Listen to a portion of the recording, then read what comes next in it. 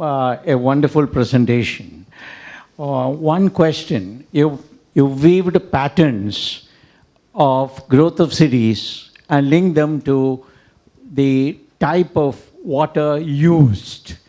Is there an international experience? Has there been anything like that? Secondly, a comment. Environment is looked upon as the villain of the piece for made in India or make in India, make for India, whatever you call it, objective. Now, in this environment, do you think that the government will do something to reduce industrial footfalls on water? Would you like this to be introduced as part of CSR of the industry? Thank you. Thank you. Smita? Smita Mishra from the World Bank. I'd like to congratulate Mihir and I'd like to congratulate the discussants. Excellent discussion. Just a couple of very, very quick comments. Number one is on capacity building of the urban local bodies, which is key, and we all appreciate it's the key.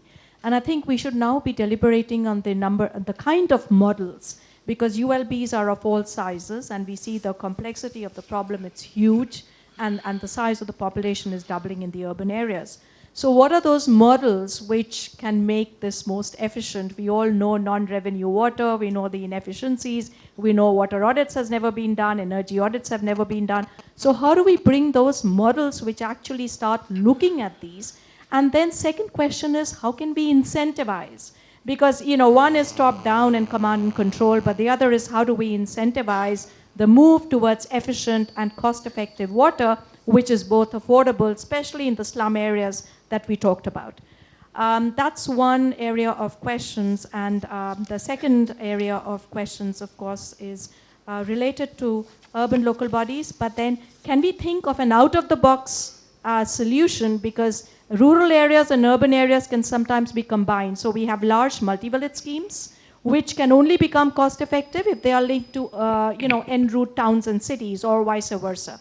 And there are many examples from Madhya Pradesh itself, based on the World Bank's discussion in these states. So these are the questions. Thanks. Thank you. Are there hands on that side? I'll quickly... Ek second, ye le loon jara, please. Just not... Yeah, please. Go that side at the back. I want to make... Yes, the women. You better listen to them. 2 or 3 of them there. Thank you. An excellent presentation. I just had, I haven't read the papers. So Debulina, introduce yourself. I'm Debulina from NIUA. I just had a comment on the paper. When you have looked at the demography so well across size classes and for various time periods, I would also suggest that if you look at the NSSO data, that gives us by source for slums, notified, non-notified, squatters, and non-slum areas. And that we have at the size class level also, 2002, 2008-9, 65th round, and post-65th round, we have the 69th round, 2011-12. So that will help us to put a macro picture at the state level and also at the size class level. Thank you. I'm Malini Rajendran from ICOFT. I just have a question. In the 6x4 matrix, have you also superimposed the precipitation levels at those centers on those aquifers? Because when you're talking about urban water, it's also the receiving at the precipitation level. I have a suggestion, sir, when you made your presentation about data collection.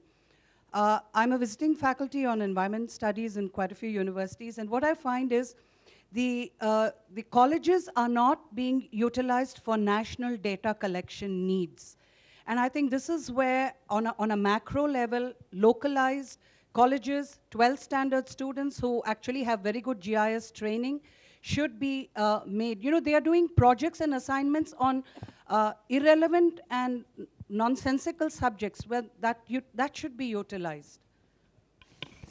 Thank you. Are there any more hands on this side? Yes, please.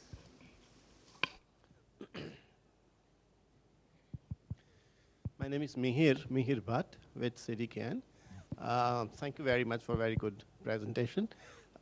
Case has been made for economic case and investment case for the 11 possible ways ahead that you have mentioned.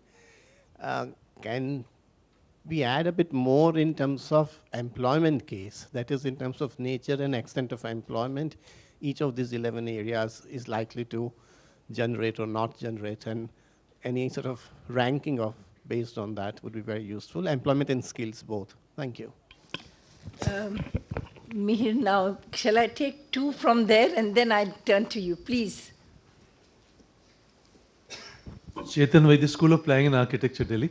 I have a very small point. This 6x4 matrix, as well as those 10 solutions you mentioned, has important implications on urban planning process. You just mentioned one, polycentric, but I think there are much more implications, and some we need to look at it. Maybe in case of Indore and Nagpur, that could be one part of the second stage.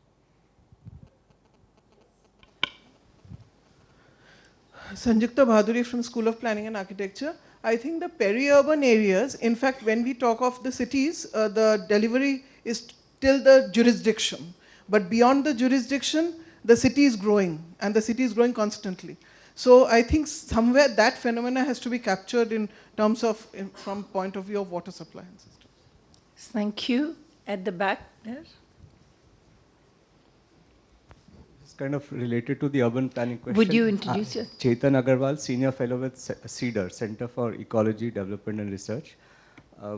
So of your 11 common elements, at least 3 of them clearly relate to zoning: the groundwater, local water bodies, and the river systems. They're all on land. And the fact that we're in the NCR in Delhi, so the regional plan for the NCR, which covers 3-4 states, Delhi and the related states, has something called the natural conservation zones, which restrict construction in identified. And all these 3 are covered in that. So water bodies, riverbeds, as well as recharge areas, along with forests and Aravlis. So this was, the plan was made in 2005, and these have still not been implemented in any of the constituent areas 10 years later.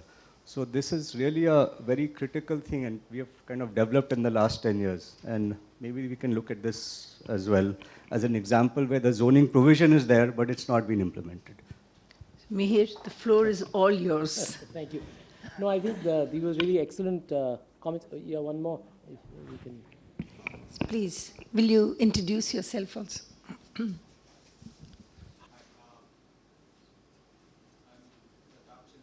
Green Shakti Foundation. Regarding the lady professor's comment, we took this up during the Himachal Pradesh integrated water policy, which also talks about the GIS-based framework made by Professor Gosai at IIT Delhi for integrated water resource management for the state of Himachal.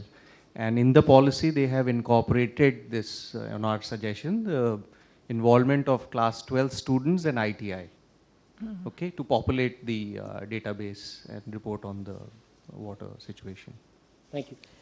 No, I think these were all excellent suggestions. I'll just respond to a few of the questions that were posed. You know, one of the questions Nitin Pandit was asking about the drainage. I mean, the fact of downstream and upstream, as you were saying, but the fact is if you have a more decentralized approach, then these become cascading categories, right? What is downstream, you know, for one becomes the upstream for the other, and so on. So I think that is another reason why we need to, these are such large entities that we are talking about. Unless we break it up into decentralized elements, we will not be able to really tackle the issue. And I think drainage is something which has to be centrally emphasized. You know, the zoning issue, I mean, the fact that the mapping of the drainage systems is just not done. I mean, you know, that itself, what is to be protected? So when we are talking of groundwater recharge, the fact is surface water exit and surface water drainage is an important element of the kind of mapping that we require to do.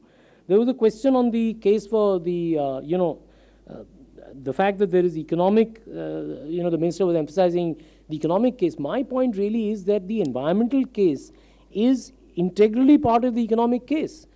Where is Indian industry going to get its water from if they do not do this kind of technological innovation? Because we have conflicts in Maharashtra, for example, between the power industry and the farmers for whom dams were constructed, and that water is being diverted to the thermal power plants. So I think it's not this freebie that has been given virtually is not going to be available anymore. And the sooner we realize that, the sooner we get into enlightened self-interest, I think the conflict between environment and economics will disappear, because as I said, the payback periods are so short, the rates of return are so high, and it's not going to be available anymore. So whichever way you look at it, it is absolutely a business case for undertaking these kinds of changes. Smita was asking about, you see, there's so many questions. On your capacity building, see, the incentivization question that you're asking, actually, again, the answer is similar. That whether it is incentives for industry, I mean, earlier people would say, what are the incentives for these kinds of technologies? The fact is the incentive is inbuilt, because there is a perfectly economic case for you to undertake these investments. So I wouldn't say incentives are required. On the local bodies, yeah, I think that was your question on the capacity building of local bodies, the model. My suggestion, I mean, there's a radical suggestion in the paper, which is, otherwise, we keep talking, the JNNURM talked of capacity building, and you had so much emphasis on it. The fact is, as you know, and that's, I think, where your question is coming from, then we start looking for the magic model of capacity building. My view is that there has to be pressure from below. That's how democracies function. And the only way in which you can galvanize that popular interest, as I see it, is in terms of river systems. I think, the government has made a tremendous case for cleaning the Ganga. It has not happened all these years. And I think if the case remains a top-down case, it's going to again go the same way as Mr. Rajiv Gandhi's case went. I think popular participation in reviving rivers is something which galvanizes everything. It incentivizes even capacity building by urban local bodies. Because finally the citizens start speaking up. If the citizens demand better services, if they're committed to reviving the rivers, I think it makes a completely different sort of scenario. And you know what Arunabha was saying, I mean, I really feel what you're doing is in merit is the way forward. I mean, I think it's, thank you for sharing that with all of us. Because if that can be done, if the mapping of the water bodies, if an understanding of a river system develops, and the fact that we need a systems approach is best and easiest understood if you have a river at the heart of it, because these are river systems. So if you understand it in terms of a river system, you link the river bodies to the water bodies to the river system, you get popular participation. People will not be able to mess with our rivers. But that's a huge work that has to be done, and that will incentivize the kind of capacity building that also these urban local bodies would require.